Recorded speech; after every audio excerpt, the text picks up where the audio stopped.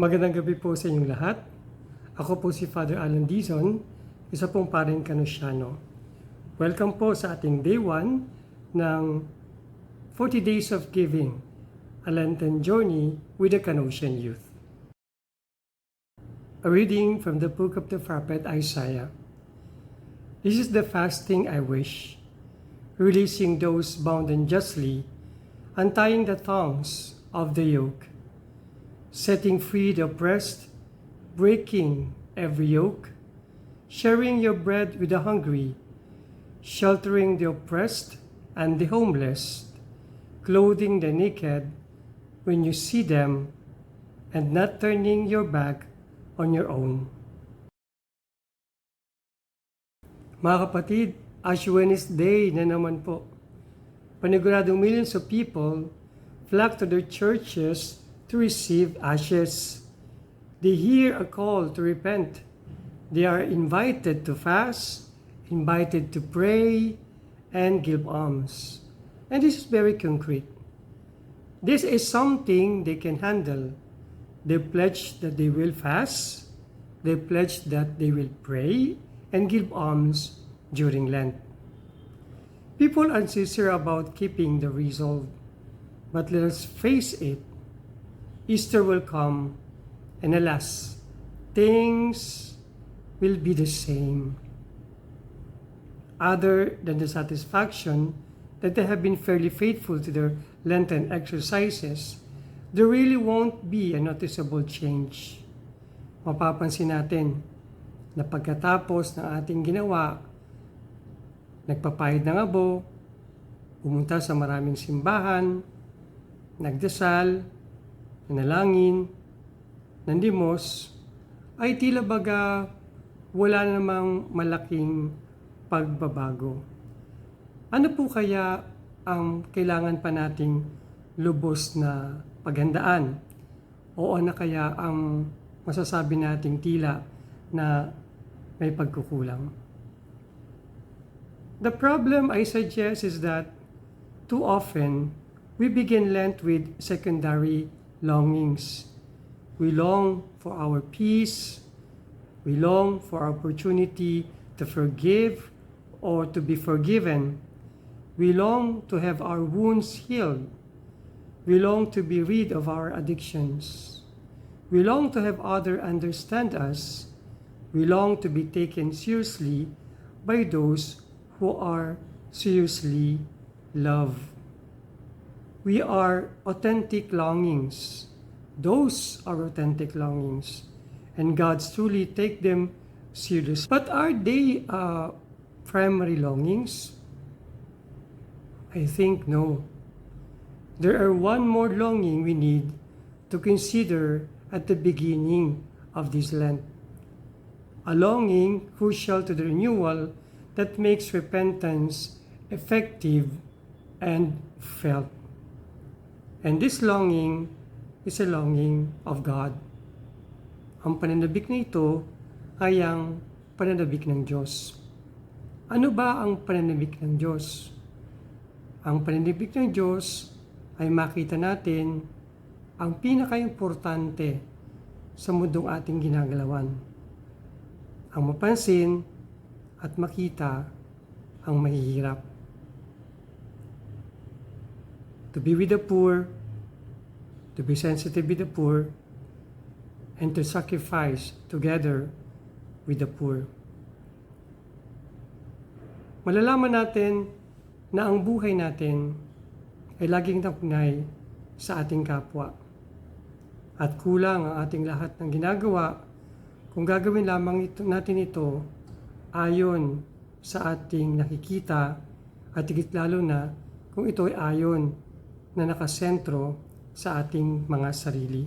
Ang panahon ng Kwaresma ay isang masidhing paalaala sa ating lahat na maging sensitibo sa buhay ng ating kapwa.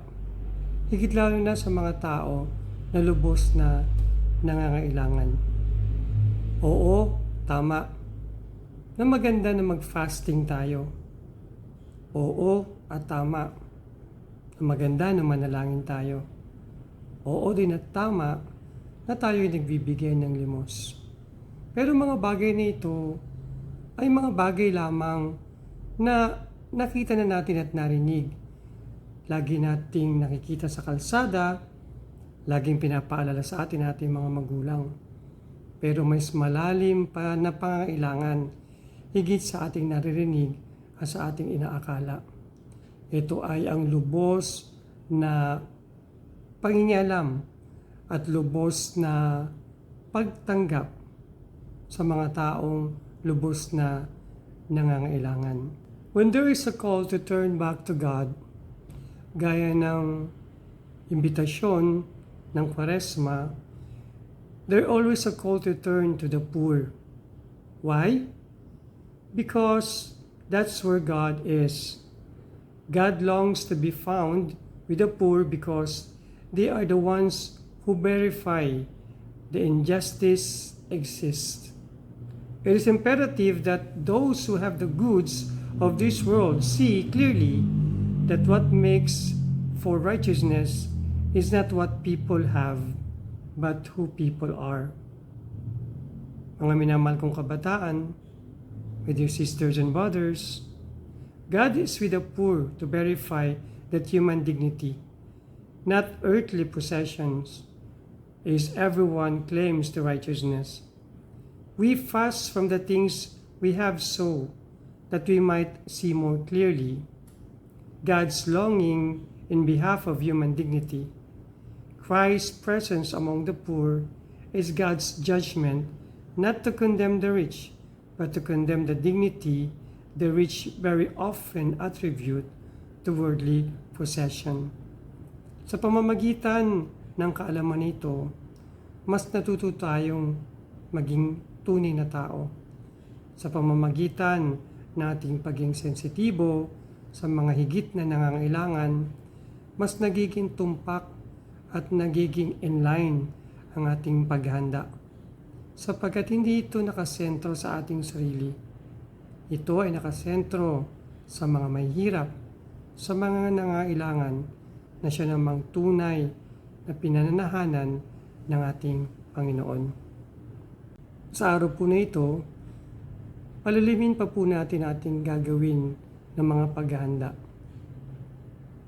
Sikapin natin sa ating sarili na sa pamamagitan ng pagpapahid sa ating mga abo, lagi nating maisaisip ang kahalagahan ng ating kapwa. Na ang abo na ipinahid sa ating mga noo ay simbolo ng ating pagkakapantay-pantay. Kaya dapat walang naiiwan. Tulungan nating ibangon ang mga bawat mamamayan o bawat kapwa nating nadadapa. Palakasin natin ang mga nanghihina. Tulungan natin ang mga walang karunungan at higit sa lahat, panunumbalikin natin ang pag-asa ng mga nawawala ng pag-asa. Let us be more creative. Higitan pa natin o lumabas tayo doon sa taon-taon na pangkaraniwan natin ginagawa. Gaya ng Visit Iglesia, gaya ng fasting, prayer, and almsgiving.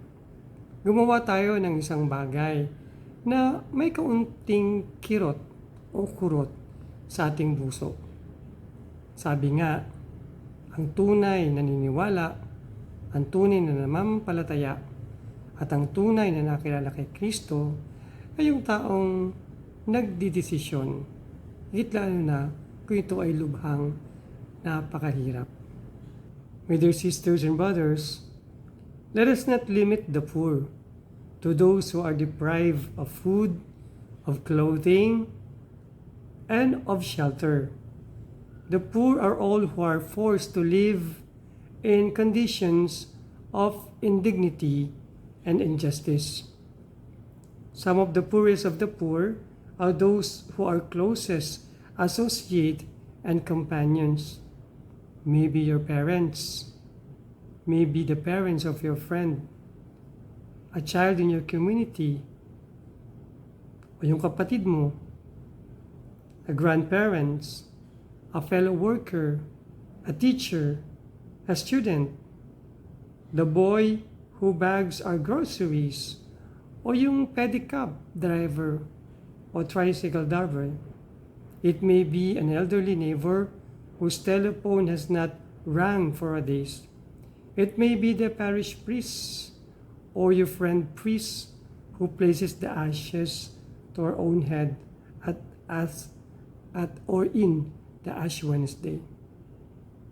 Let us not limit the concept of the poor doon lang sa mga lagi nating nakikita o nababasa. Baka dyan lang sa katabi mo, nariyan sila. Yes, we all begin Lent with deep, deep longings. Perhaps we need to fast from our longings and focus on the longings of God. With such repentance, we shall call, and the Lord will answer. We shall cry for help, and God will say, "Here I am." Mga kapatid, mga ginigulog kong kabataang Kanusyano, at lahat ng kabataan sa buong mundo, sama-sama tayong maghanda sa muling pagkabuhay ng ating Panginoong Jesucristo. Happy and have a blessed first day of Lent. God bless you. For our reflection, meron po kayong handang dalawang katanungan na maaari po nating ipanalangin at bigyan po ng kaunting oras bago tayo matulog. Una, ano o sino ang sumasalamin para sa iyo ng tunay na kahirapan? Pangalawa, excluding material possessions, what is your poverty? O bukod sa mga material na bagay, sa iyong palagay, sa anong aspeto may tuturing mo na ikaw ay salat o mahirap? I repeat the question for reflection. Una, ano o sino ang sumasalamin para sa iyo ang tunay na mahirap? O sumasalamin para sa iyo ng tunay na kahirapan? Pangalawa, excluding material possessions, what is your poverty? Bukod sa mga material na bagay, sa iyong palagay, sa anong aspeto maituturing mo na ikaw ay salat o mahirap? Natapos na po ang unang araw ng ating pagninilay sa 40 Days of Giving, a Lenten Journey with the Canossian Youth. Dalangin ko, Hari nawa, ng ating narinig ng mga salita, ang biyaya ng Espiritu na ating nadama ay tumimunawa sa ating isipan at puso at higit sa lahat, maipadama ito sa ating kapwa. Mga kapatid, magkita-kita po tayo bukas para po sa ikalawang araw ng ating pong paghahanda. God bless you all and good night.